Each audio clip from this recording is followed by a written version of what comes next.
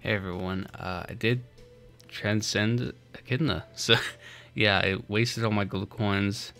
She was like red star, so I just went ahead and brought her up to gold, and then got the extra 300 for transcendence. And yeah, overall it was a really great improvement. She used to be very outdated, and I think that the changes that they've made makes it correct. So basically, if you're building towards it correctly, the field skill is no longer detrimental to you, as well as she just like doesn't let it be, because I think she can change allies into purple, and the field skill kind of ignores allies that aren't that are purple. Although if you don't have purple allies, the field skill still activates on them. So I like it. It's exactly what I've always wanted from a field skill, where you can have the option to build into it because they're your unit.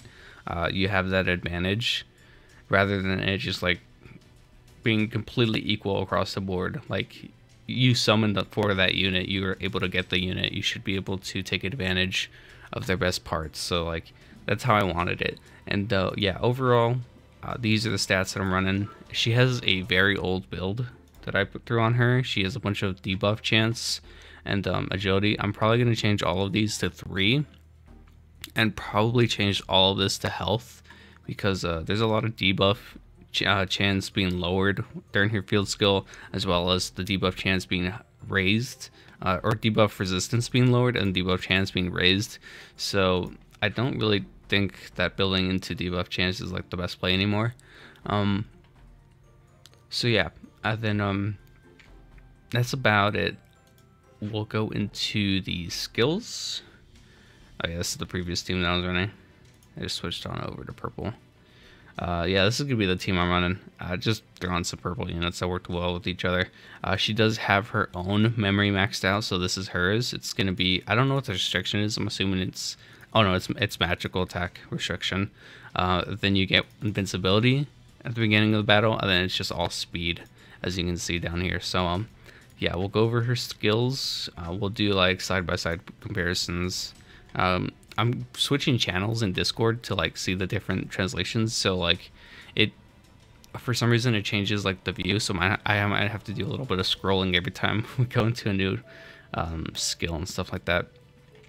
But the old one, let's see if I can find her. Yep, there she is. Oop. It just it just went away. Out there she is. All right, there we go. It's basic light magic. Magically attack one enemy with 400% power and then 100% chance to inflict distraction for 3 turns. Not bad. You got distraction. It's pretty good. The way they improved upon it is, and I have to do scrolling already, so give me a second. It's Betty's. It should be right under. There it is. Alright, so attack a single target with the power equal to 400%, X the elapsed turn count, and then apply 3 turns of distraction and loss. So they added loss, and then I think they made it 3 turns, unless that was, I'm already forgetting, unless that was already there. It was, yeah, it was already there, 3 turns. Yeah, but you get the extra power buff from the turns elapsed, so that's pretty nice. And that's just the basic. Move on to the second. I believe second's the passive now. I think they turned it into a passive. So the first one was magically attack all enemies with 500% power with 100% chance to inflict agility down for 3 turns, increase skill cooldown by 1 turn for all enemies, and decrease action gauge by 30% for all enemies. Then when they revamped it, scroll again. Yeah, for some reason you changed, like, I guess if you're on you're scrolling like through older messages in the Discord, when you change channels, it just like randomly scrolls a set amount. Yeah, so skill 1 passive, when triggering a field, all apply 4 turns of attribute change, purple to all allies. So purple to all allies, so it's pretty much never gonna affect your allies, which is nice. When self HP is above 25%, apply damage limiter to 5,000 to self, and immunity to steal, stun, taunt, charm, distraction. When receiving a hit, elapse 1 turn for yourself. Every 3 turns actions, apply 1 turn of incorporeal to purple allies. and for a random opponent, 3 turns of attribute change purple. Okay, so obviously different skills, but still I think this one's pretty good. I think the skill got moved to the next skill. The skill 1 got moved to skill 2, so that might be coming up. But yeah, either way, this one is really good. It basically makes your allies immune to the field effect, which is really nice. It fucks the enemy team up by changing one of them to purple. It makes you immune to a whole bunch of stuff. You get a damage limiter. You elapse turns for yourself, which can potentially be bad because with buffs and stuff. But it does have like that damage when it comes to your kit and stuff like that. Then yeah, so overall it's just like pretty solid.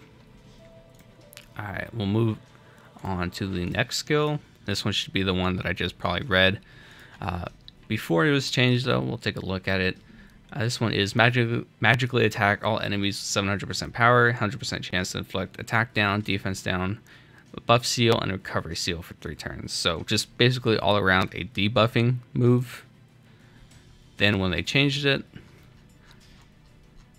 more scrolling. And it's right there. Alright, this one is my special magic attack all enemies with power equal to 700%, X elapsed turn count, increase their cooldowns by 1, reduce their action gauge by 30%, apply 3 turns of agility down, attack down, defense down, heal seal, buff seal. After 4 turns have elapsed, additionally ignore damage limiters. So after 4 turns you could ignore damage limiters, so that's pretty sick. But the rest of the skill has basically been this skill and the previous skill kind of combined, because I don't think the original one had the agility down as well as the action gauge down. And yeah, so they basically combined 1 skill into, or 2 skills into 1, which is really nice. They definitely needed that because those 2 skills were kind of like by themselves, so like really strong right there together. So then we have the last thing, which is the field skill itself. This is 100% chance to reduce action gauge by 200% for all allies and enemies. Remove all buffs from all allies and enemies. Additionally, activate a field skill. Debuff chance is raised, debuff resistance is lowered, and you cannot become immune to debuffs for 3 turns. We'll have the new field skill.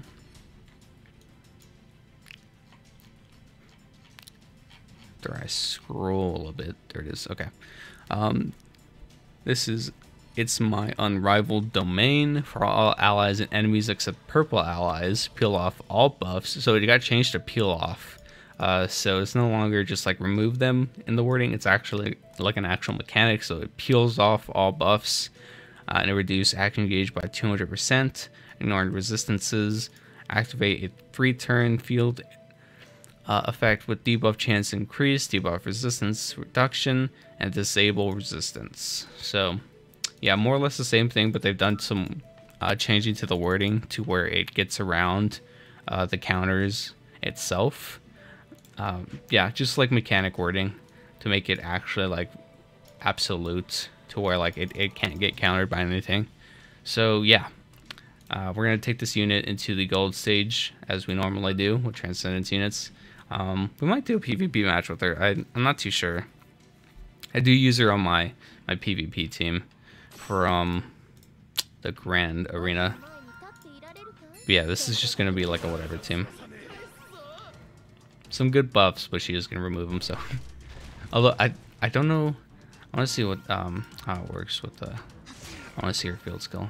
I'm gonna apply it right away. Oh yeah, so everyone keeps their buffs. Yeah, that's wild. That's wild.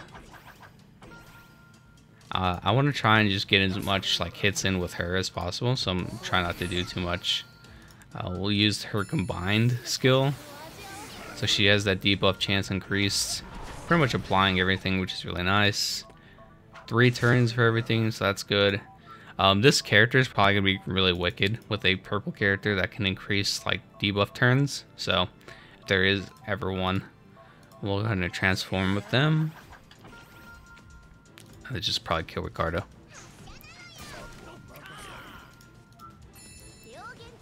I gotta work on this Anastasia because right now she's useless. I don't think I built her well. Alright, with Echidna again. She also has, yeah, so Lost is that one. Lost is where she turns off memory. That's really good for PvP. That's so good. Other than this, we'll just increase our action gauge a bit. Buff everyone. This might kill. Let's just see the action, the damage. No, it's not bad. Alright, and then we'll reapply field skill. Again, our allies can't be touched by it, so that's just infinite there. I do wish I had a unit that can give her cover, though. Instead of just Anastasia giving herself cover. Because every time she gets hit, she has that turn elapse count, so yeah. It also gives you the I don't know if you saw, but it gives you the turn counter on the skill itself. So we were at 6 turns there. I think she got hit, so that would have been probably like an extra turn somewhere in there, so maybe 8 or 9 after like all the other characters that I was using right after her. So yeah, not bad. Pretty happy with this character. I think she's gonna work really cool in PvP. It's cool seeing a festival, which with like a Transcendence, that's pretty unique, I think, too. So just for the gimmick of it. And yeah, we'll take her into PvP. We'll just do that real quick. I do usually use a blue team. I don't really care too much about this PvP. I barely even open it. Okay, so mono yellow is kind of fucking wild, but they do need a lilac. Onsen lilac, I don't think any of my teams can beat her. I don't know what the counter is for her. She's just so wild. Super overpowered in my opinion. I was watching, I was changing my team around and I was watching what they would like, how they would do, and then I found a team against the lilac. It was like the first battle in the Ground Arena where they have like 3 units, and oh my god, just like the way that she works, where if you like the Mad Love too with, I think that's Amelia. Oh my god, it's so dangerous. So yeah, it's just Mad Love is also in combination with lilac, that's like disgusting, absolutely disgusting. Oh my god. Skipped it. Oh my god, it's so dumb. Did we win? No, we lost either way. Okay, cool. Yeah, whatever. Yeah, facing, I think it's Amelia and Lilac. Just facing any of them are just so scary. I don't know how to counter them at the moment, but yeah, we'll have to try and do that eventually. I'll look into it. All right, let's see. Felix does have those pesky buffs, but we are able to remove them with the Echidna's field skills, so hopefully they don't go too hard on my team before we get a chance. All right, yep. So yeah, you can see the turn counters down here, and which skills they affect, which is obviously any of the attack skills. Oh yeah, they have protection, so they're gonna keep the buffs, which is really annoying, but that's fine. Any of the units that can turn into purple won't get rezzed by Felix, so that's really good. I don't know if the buff still activates, but like they won't be applied, so. Let's see. Let's attack whatever. This should kill, yeah, whoever this is. Oh, maybe not. I guess not. Alright, we'll transform.